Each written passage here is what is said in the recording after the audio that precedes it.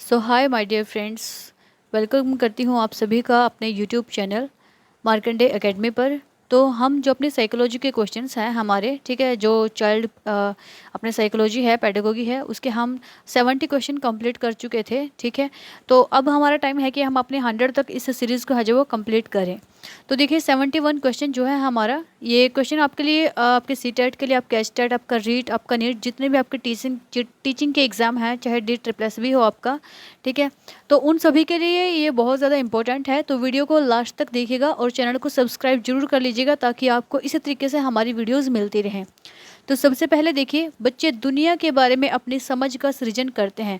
यानी कि बच्चों को जो दुनियादारी है, जो वर्ल्ड है हमारा, ठीक है, जो हमारी समाज है, सोसाइटी है, इसके बारे में जो समझ होती है, ठीक है, उसका सृजन यानी कि उसकी कल्पना या उसके बारे में वो जो अपनी क्रिएटिविटी है वो किस तरीके से करते हैं, ठीक है, वो करते हैं इसके बारे में। तो इसका श्रेय किस विद्वान को जाता है, यानी कि किस विद्वान ने बताया था कि जो बालक होता है, जो बच्चा होता है, वो भी दुनिया के बारे में अपनी एक अलग से क्या रखता है, राय रखता है, अपने विचार रखता है। तो ये बात बोली थी जीन पियाजे ने। ठीक है, नेक्स्ट है हमारे पास, वाइगोत्स्की बच्चों में सीखने में किस कारक की महत्वपूर्ण भूमिका पर बल देते हैं। जो हमारे वाइगोत्स्की हैं, ये एक महान मनोवैज्ञानिक रह चुके हैं। ठीक है, तो जो वाइगोत्स्की हैं हमारे, इन्होंने क्या बोला था कि बच्चों के सीखने में किस कारक की महत्वपूर्ण भूमिका होती है। ऐसा कौन सा कारक होता है जो उनको बहुत ज़्यादा सिखाता है। तो ये होता है सामाजिक। ठीक है, यानी कि जो समाज है, बच्चा अपने घर से सीखता है सबसे पहली चीज़ें तो, ठीक है, अपने आस पड़ोस से सीखता है, जो अपने आसपास के एरिया में, अपने आसपास अड़ोस पड़ोस में जो बच्चा जिस तरीके से जिस चीज़ों को होते हुए देखता है, वो उसी को उसी तरीके से इमिटेट करने की कोशिश करता है, उसी तरीके से उनको कॉपी करने की कोशिश करता है। ठीक है, तो सामाजिक है हमारे पास। नेक्स्ट है, शिक्षक का बर्ताव कैसा होना चाहिए। तो देखिए, जो शिक्षक होता है हमारा, यानी कि जो टीचर होता है, उसका बिहेव, उसका नेचर, उसका बर्ताव कैसा होना चाहिए, तो वो आदर्शवादी होना चाहिए। अगर एक टीचर आदर्शवादी होगा तो बच्चा ऑटोमेटिकली आदर्शवादी बन जाएगा। ठीक है, तो बच्चों को आदर्शवादी बनाने के लिए क्या होना चाहिए, शिक्षक को आदर्शवादी होना चाहिए। इसीलिए बोला गया है कि जो टीचर होते हैं हमारे, ठीक है, वो क्या होता है, नेशन बिल्डर होते हैं हमारे, ठीक है, राष्ट्र निर्माता होते हैं हमारे। 74 है, जीन पियाजे के अनुसार संज्ञात्मक विकास के किस चरण पर बच्चा वस्तु स्थायित्व को प्रदर्शित करता है। ठीक है, यानी कि जीन पियाजे ने क्या बोला है कि संज्ञानात्मक विकास के, जब हमारा कॉग्निटिव जो डेवलपमेंट है वो होता है, ठीक है, तो उस टाइम पर जो संज्ञानात्मक विकास होता है, उसके किस चरण पर है जो बच्चा है वो अपने वस्तु स्थायित्व को प्रदर्शित करता है। तो बच्चा करता है पूर्व सक्रियात्मक चरण। ठीक है, पूर्व सक्रियात्मक यानी जो पूर्व उसने पहले जो कोई चीज़ देखी हुई होती है, पहले जो बच्चा ऑब्जेक्ट देख लेता है, उसी के थ्रू पर क्या करता है, फिर वो अपने जो संज्ञानात्मक विकास है, ठीक है, उसके आधार पर जो वो चीज़ें हैं उनको पहचानने की कोशिश करता है। ठीक है, नेक्स्ट है हमारे पास 75, कोहलबर्ग के अनुसार शिक्षक बच्चों में नैतिक मूल्यों का विकास कर सकता है कैसे।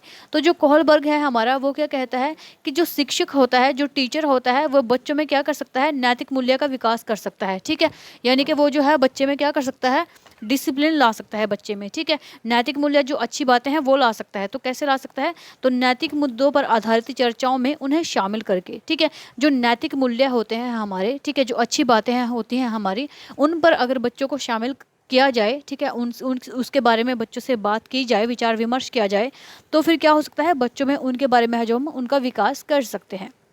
नेक्स्ट है, बालकों का सर्वाधिक उचित काल कौन सा होता है। तो देखिए, सबसे उचित काल कौन सा माना गया है बच्चों का, जब वे विस्फोट और तनाव में होते हैं। विस्फोट यानी कि वो, विस्फोट का मतलब है कि जैसे हम इसको बोलते हैं बहुत तूफानी वे में, ठीक है, यानी कि हम जिसको बोलते हैं विस्फोट, यानी कि किसी की भी बात पे एकदम से रिएक्ट कर जाना, बुरा मान जाना, या बहुत गुस्सा कर लेना, ठीक है, या बहुत ज़्यादा स्ट्रेस ले लेना, तो ये होती है किशोर अवस्था। ठीक है, तो किशोर अवस्था को हमने क्या बोला है, विस्फोट और तनाव की अवस्था बोला है। ठीक है, इसमें बच्चों को संभाल पाना बहुत मुश्किल हो जाता है, और यही जो लाइफ होती है हमारी, जिसमें बच्चा या तो बन सकता है या फिर है जो अपने जो पाथ होता है, जो राइट होता है, जो राइट वे होता है, उससे भटक सकता है। ठीक है, नेक्स्ट है हमारे पास, बालकों के सर्वोत्तोन्मुखी विकास हेतु सर्वाधिक उचित विद्यालय है। ठीक है, अगर हम बच्चों का सर्वांगीण विकास चाहते हैं, ठीक है, सब तरीके से अगर बच्चे का विकास चाहते हैं, तो उसके लिए सबसे जो उचित विद्यालय कौन सा है, तो खेल का मैदान है।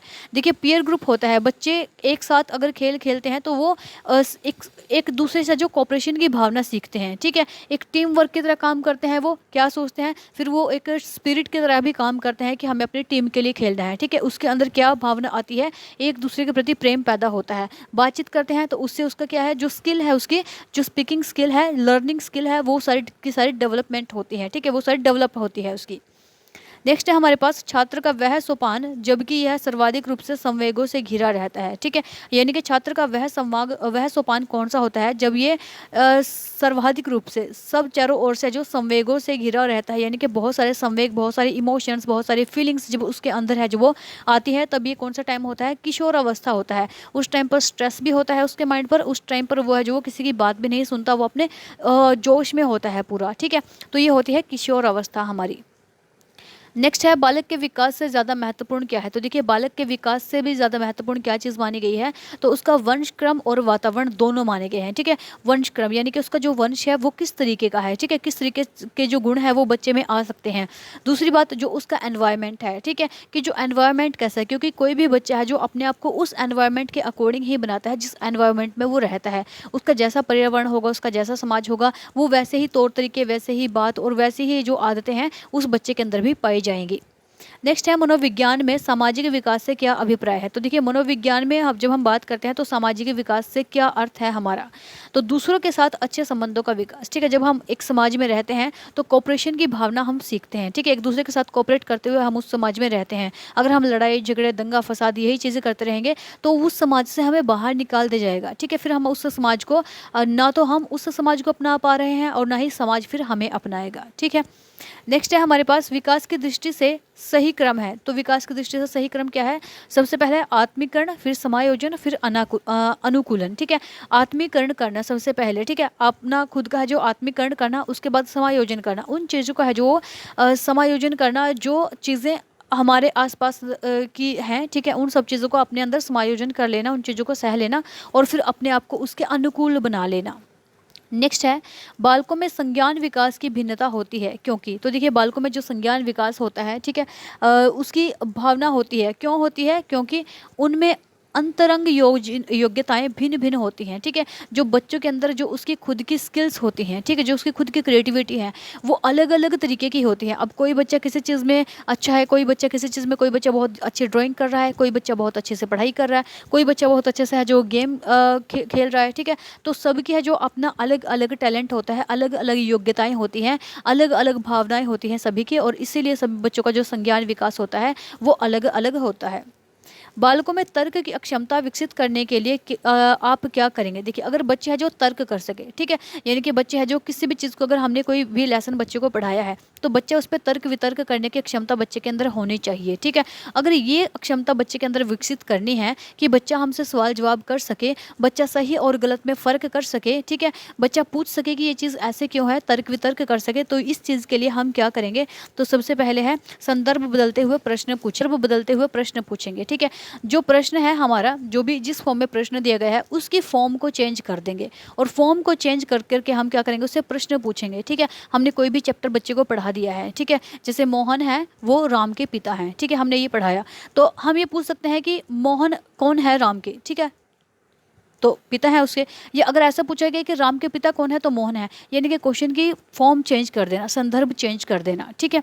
नेक्स्ट है मैडम मॉन्टेसरी ने अधिगम परिवेश में सर्वाधिक बल किस पर दिया है, तो जो मैडम मॉन्टेसरी है उसने अधिगम यानी कि उसने लर्निंग परिवेश में जिसमें बच्चा लर्न करता है उस एनवायरनमेंट में उसने सबसे ज़्यादा बल है जो किस चीज़ पर दिया है, तो किस पर दिया है, ज्ञानेंद्रियों के उपयोग पर। ज्ञानेंद्रिय यानी कि हमारे जो ज्ञानेंद्रिय हैं, ठीक है, अगर हम उनका उपयोग करेंगे अपने आँख नाक कान त्वचा जीभ जो भी हमारी ज्ञानेंद्रिय बताई गई हैं, ठीक है, 5 सेंसेस हमारी बताई गई हैं, हम इनका प्रयोग करते हुए चीज़ों को आसानी से सीख सकते हैं, ठीक है, क्योंकि हम क्या करते हैं कि कानों से सुना जाता है, आंखों से देखा जाता है, हाथों से किसी भी चीज़ को किया जाता है, और यह बहुत बार बोला गया है कि एक बच्चा जो है वो प्रैक्टिस से बहुत ज़्यादा सीखता है, तो अपनी ज्ञानेंद्रियों को वो खुला रखे और अपनी ज्ञानेंद्रियों के द्वारा जो भी चीज़ें हैं उनको सीखता चला जाए।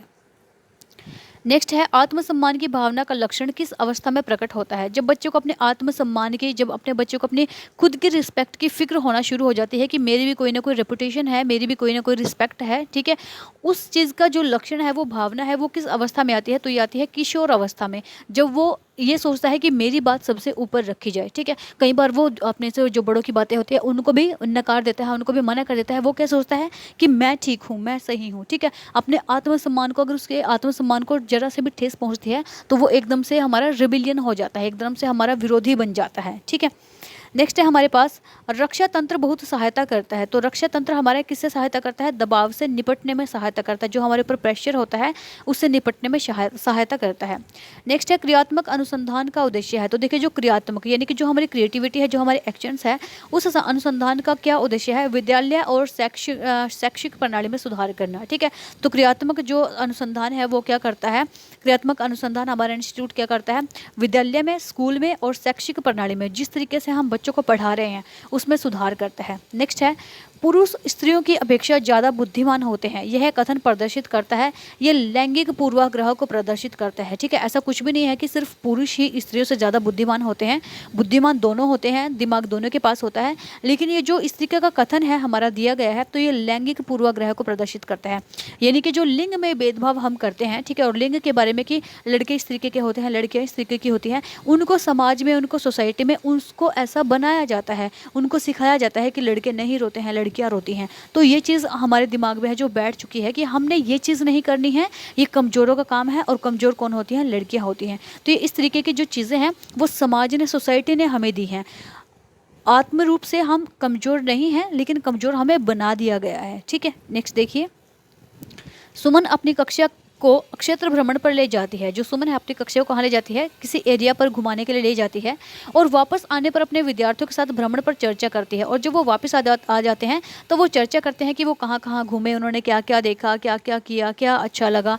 ठीक है, यह है किस ओर संकेत करता है? तो ये सारी चीज़ें हैं किसकी ओर संकेत करते हैं? सीखने के लिए आंकलन। ठीक है, जो उन्होंने लर्निंग की है, ठीक है, जो उन्होंने सीखा है उस चीज़ के लिए उसको आंकलन किया, जो उसका पैमाना इसको दिखाता है कि बच्चों ने क्या सीखा है उस भ्रमण से। ठीक है, नेक्स्ट है सबसे अधिक गहन और जटिल समाजीकरण होता है। सबसे अधिक गहन और जटिल जो समाजीकरण होता है वो किशोर अवस्था के दौरान होता है, जिस अवस्था में बच्चे समझ नहीं पाते हैं दूसरों को और खुद को भी समझाने की कोशिश करते हैं, लेकिन वो क्या बन जाते हैं? एकदम से विरोधी बन जाते हैं हमारे। ठीक है, नेक्स्ट है अनुवांशिकता को कैसी सामाजिक संरचना माना जाता है? तो देखिए जो अनुवांशिकता है हमारी, उसको कैसी सामाजिक संरचना माना गया है? तो स्थिर सामाजिक संरचना माना गया है, क्योंकि अनुवांशिकता से ऐसा माना जाता है कि जो गुण माता पिता से बच्चे में अनुवांशिकता के थ्रू आते हैं वो स्थिर होते हैं। ठीक है, वो स्थिर सामाजिक संरचना है हमारी।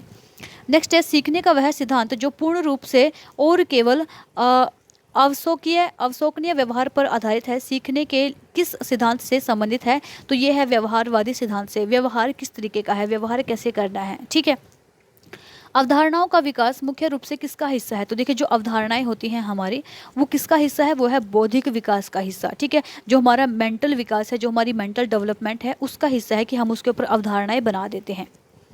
व्यक्तिगत विद्यार्थी एक दूसरे से किस में भिन्न होते हैं? तो देखिए व्यक्तिगत विद्यार्थी होते हैं वो एक दूसरे भिन्न होते हैं विकास के दर में, कि कोई बच्चा बहुत ज़्यादा है जो विकास करता है, यानी थोड़ा अपने उसका जो माइंड है वो ज़्यादा डेवलप्ड हो चुका होता है और वो विकसित होता है, और कोई बच्चा थोड़ा कम होता है। ठीक है, नेक्स्ट है हमारे पास पियाजे के अनुसार संज्ञात्मक बाल विकास की कितनी अवस्थाएं हैं? तो देखिए पियाजे ने संज्ञात्मक बाल विकास की कितनी अवस्थाएं बताई हैं?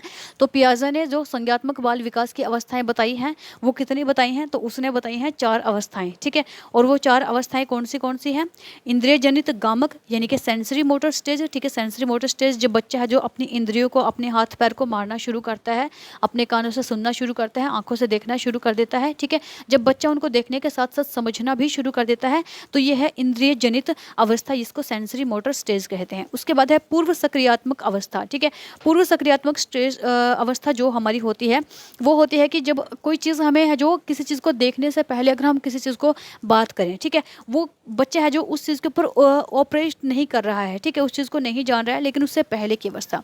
उसके बाद है मूर्त सक्रियात्मक अवस्था। मूर्त सक्रियात्मक अवस्था होती है जब बच्चे को हम कोई चीज़ दिखाते हैं और उसके थ्रू हम उसके है जो संज्ञान है, उसकी जो बुद्धि है, उसको डेवलप करने की कोशिश करते हैं। नेक्स्ट है अमूर्त सक्रियात्मक अवस्था, जिसमें बच्चे को हम क्या करते हैं कि पहले हमने कोई चीज़ दिखा दी बच्चे को और फिर उसके बाद बच्चा खुद से कल्पना करना शुरू कर देता है कि हाँ ये चीज़ इस तरीके से थी। नेक्स्ट है प्राचीन काल में मनोविज्ञान का अर्थ क्या था? तो देखिए प्राचीन काल में मनोविज्ञान का अर्थ किससे माना जाता था? आत्मा का विज्ञान, यानी कि आत्मा की स्टडी या आत्मा का विज्ञान हम प्राचीन काल में मनोविज्ञान का अर्थ मानते थे। नेक्स्ट है मनोविज्ञान को आत्मा का विज्ञान किसने कहा है? तो अरस्तु ने, जिसको एरिस्टोटल भी हम इंग्लिश में बोलते हैं। 17वीं शताब्दी में मनोविज्ञान को क्या कहा जाता था? ठीक है, तो 17वीं शताब्दी में जो मनोविज्ञान है उसको क्या कहा जाने लगा? इसको मन या फिर मस्तिष्क का विज्ञान, यानी कि दिमाग का विज्ञान या दिल का विज्ञान इसको कहा जाने लगा। मनोविज्ञान को मन या मस्तिष्क का विज्ञान किसने कहा था? तो ये क्या कहा था? पोम्पोनोजी ने। ठीक है, जो पोम्पोनोजी थे हमारे, उन्होंने क्या बोला था? मन और मस्तिष्क का विज्ञान है हमारा मनोविज्ञान। नेक्स्ट है 18वीं शताब्दी में मनोविज्ञान को क्या कहा जाता था? तो 18वीं शताब्दी में मनोविज्ञान को चेतना का विज्ञान कहा जाता था। ठीक है, कॉन्शियसनेस का विज्ञान कहा जाता था इसको। नेक्स्ट है हमारे पास मनोविज्ञान को चेतना का विज्ञान किसने कहा था? तो ये कहा था विलियम जेम्स या फिर वुंट ने कहा था। ठीक है, विलियम जेम्स या फिर वुंट ने इसको क्या कहा था? मनोविज्ञान को चेतना का विज्ञान कहा था। तो आज तक के ये हमारे 101 प्रश्न थे। उम्मीद करती हूँ कि आप लोगों को ये क्वेश्चन समझ में आए हुए होंगे। ठीक है, क्लियर हो गए होंगे। इनको अपने साथ के साथ है जो कॉपी में राइट डाउन करते चलिएगा, या फिर आप इसका स्क्रीनशॉट भी कर सकते हैं, क्योंकि आपके अभी जो अपकमिंग एग्जाम्स आपके टीचिंग के, उनके पॉइंट ऑफ व्यू से बहुत इंपॉर्टेंट एग्जाम है, पेपर क्वेश्चन है, और ये बहुत बार पेपर्स में पूछे भी गए हैं। तो वीडियो को लाइक ज़रूर कीजिएगा, शेयर जरूर कीजिएगा, और चैनल को सब्सक्राइब करना मत भूलिएगा। Thank you very much.